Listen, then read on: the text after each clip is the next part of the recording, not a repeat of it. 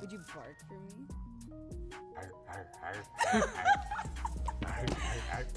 Good boy. Yeah, you like it, right? Gold hardware, so sweet. Rabbit, where's the camera? This for you.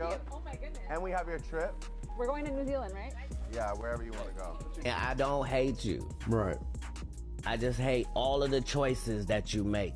Because those are the choices Thank that you. bitch ass niggas make. Drake really thought throwing over $1 million at women was going to make everybody look at him like the ultimate bachelor, but somehow he walked away from the whole thing looking even more desperate because not only was he handing out Birkins, cars, trips, cash, and apparently even offering to buy somebody's mom a house, this man also ended up barking on command for a 20-year-old content creator and getting called a good boy on camera. And now people are dragging Katt Williams back into the conversation because Katt basically warned everybody that money can buy you everything except a personality. And Drake is doing a pretty good job proving his point without Katt even having to say another word. So like the video, subscribe, and comment whether you think Drake is just having fun or if this is starting to look painfully desperate, because once you see what happened at this party and why Kendrick Lamar's name is getting dragged back into it, the whole thing gets way weirder. These Epstein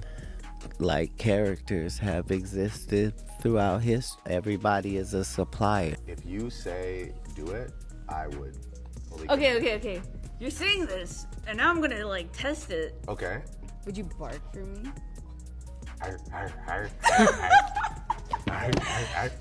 Good boy. Drake recently threw this invite-only event in Toronto called Strong Women, Stronger Drinks, and the official idea was supposedly to celebrate women in business, entrepreneurship, and digital media. But people took one look at the guest list and started laughing because the room looked a whole lot less like a business conference and a whole lot more like Drake personally selected every woman in there. And listen, Drake has never exactly hidden what his type is. He literally went on Bobby Altoff's podcast and described his dream woman as a goth baddie covered in tattoos. So when this event suddenly had a bunch of influencers and women who looked exactly like the type Drake has been talking about for years, people immediately started asking what exactly was being celebrated here. But Drake wasn't just hosting, he was spending. Women were walking away with designer bags, luxury trips, cars, cash prizes, and other gifts, with the total reportedly going over $1 million. You imagine your wife to look like? What's your type of girl that you want to marry? You look at a girl and you're like, that's she's wifey. Why would you know? You've never had that thought. A goth baddie with just Big. yes. You want a goth baddie with big. That's what your type is? Yeah, also funny. A funny goth baddie with big. Yeah. Yeah, you like it, right? Gold hardware, so sweet. Rabbit, where's the camera? This for you. Oh my goodness. And we have your trip. We're going to New Zealand, right? Yeah, wherever you want to go. If you don't want to go And there. then of course, you already know, we have to find a crib and I have to buy a fee, so. That's insane. And one woman even had Drake talking about buying her mother a house. Now obviously, if Drake wants to throw his money around, he can. But what made this funny was the reaction, because Drake clearly wanted this to look smooth, generous, and larger than life, while half the people watching were asking why a man who already has every advantage imaginable still seems like he's auditioning for female attention. And then Pink Chew made everything 10 times worse. Drake ended up interacting with content creator Lynn Lamar, better known as Pink Chew, and at first it was just regular flirting and jokes until she decided to test him. She basically told Drake that if she asked him to do something, she wanted to see if he would really do it. Drake said yes, so she asked him to bark, and Drake barked, just like that. No hesitation, no, you got me messed up, nothing. She asked, he did it, and then she looked at him and said, good boy. And that was all people needed. Forget the $1 million, forget the Birkins, forget the cars. The clip everybody remembered was Drake barking for a woman on live stream. And this is where Katt Williams starts looking like he saw this movie before everybody else.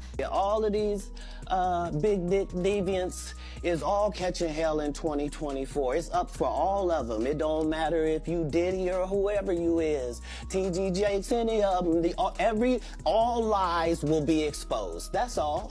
And anyone who takes that the wrong way, know why they take it the wrong way. Because Katt has been talking talking for years about what happens when celebrities get so rich and powerful that nobody around them tells them when something looks ridiculous. Money can upgrade the house, clothes, jewelry, and cars, but it cannot magically make something cool just because a rich person is doing it. And when you watch Drake barking for a girl right after showering women with $1 million worth of gifts, you really do start wondering who around him is saying, "Bro, maybe don't do that." But the reason this story is getting even more attention is because Drake is already coming off one of the most brutal image beatings of his career after Kendrick Lamar spent an entire battle attacking not just his music, but who he is as a person. Kendrick wasn't just calling Drake corny, he was painting a picture of somebody obsessed with validation, women, being accepted, and keeping the image going. And Katt later pointed out that people misunderstood Kendrick when they treated the whole thing like simple hatred. Katt's point was basically that Kendrick wasn't saying, "I hate Drake because he's Drake." He was saying he hated the choices Drake makes. That hits very differently when Drake keeps giving people these moments. Because look at the contrast. Kendrick disappears for months, and people still talk about him. Drake goes live, throws huge parties, hands out crazy gifts, surrounds himself with influencers, and somehow people still end up making fun of him. Even as soon as possible, Rocky, who Drake has thrown shots at before, is in a completely different stage of life, building a family and moving like somebody who doesn't need to prove anything. Drake is pushing 40 and still trying to sell everybody the same permanent bachelor fantasy, except now, the fantasy is starting to look less like, "I can have anybody I want," and more like, "Please look how many women want to be around me." And there is a big difference. Because when you are Drake, women are going to show up anyway. You do not need to give away $1 million to prove women like— But he was very specific Yep. so that you understand that this not hatred. It's a double entendre he's giving you. He's saying, I don't hate you. Right. I just hate all of the choices that you make, because those are the choices that make. Yeah, Kendrick is not who you wanted to tussle with. It didn't matter who you were. We just felt like because it was Drake that he would get that exemption. But not only is he going to not get the exemption, he going to be brought under more scrutiny.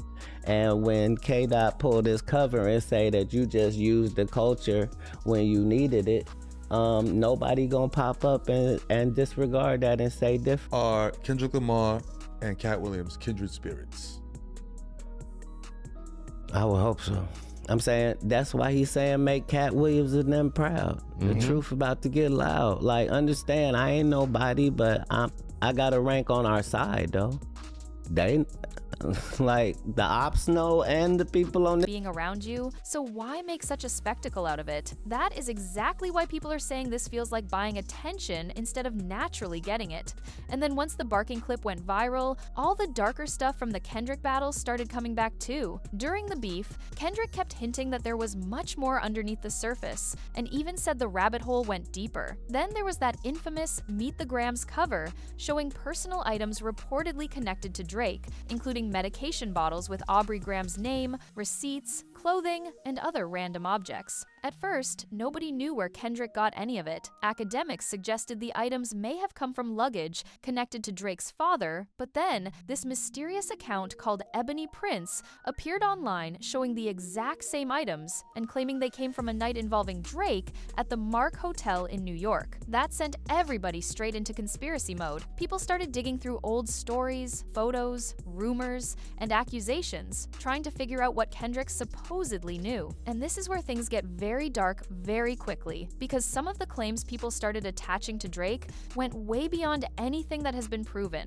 There were rumors about strange parties, young women, people in Drake's circle, and even disturbing allegations involving animals, and none of that has been confirmed just because somebody posted it on Reddit or X. But once people think there is a hidden story, every little thing becomes evidence. So imagine the timing when Drake, of all people, suddenly goes viral for barking like a dog on command. Obviously, that does not prove any of those rumors, but it was basically gasoline for people already digging into that rabbit hole. And now, Katt's older comments about powerful celebrities and the people who enable them are getting brought up again. Katt has talked about how fame creates these weird environments where rich people can have every fantasy catered to because somebody around them is always willing to say yes. That was his larger point when he talked about people like Epstein and Weinstein. It wasn't that every celebrity is secretly doing the same same thing. It was that extreme wealth can create a circle where nobody has normal boundaries anymore. Everybody wants access. Everybody wants the money. Everybody wants to stay in the room. And when nobody around you ever tells you no, eventually you start thinking every idea you have is a good one. That might honestly be the most interesting part of Drake's situation,